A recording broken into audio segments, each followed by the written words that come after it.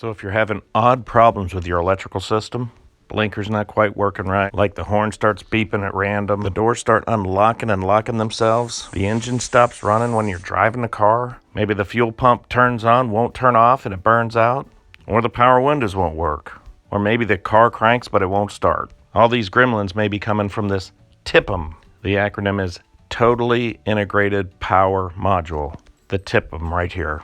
This TIPM works with all the computers. Now, if you're having these problems, you may have to do what's called a hard reset.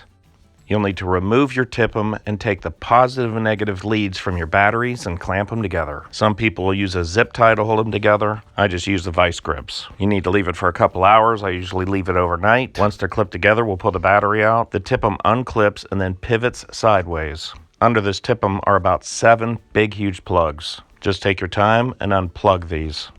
Now there's usually something like a red plastic clip that you have to pull up first and then you just pull them out. Just take your time. You don't want to break any of the plastic clips. Once you've got the TIPM out, you can go ahead and leave the battery connections connected. Now it may not be necessary, but I use rubbing alcohol just to clean up all the connections and dry everything up with some compressed air.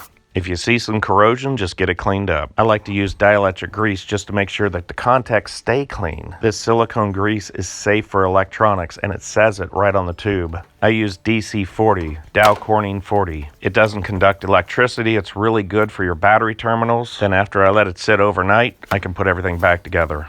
Then I can hook up the battery, and now we have electric current to the TIPM. So that's how to do a hard restart for the TIPM. Now this process works for a lot of different cars. This is a Dodge Caravan. The Jeep Cherokee has a lot of these problems. Chrysler's had a lot of recalls on these. Performing this hard restart is not a big job. Just take your time with it. Well, I really appreciate your time, and thanks for watching.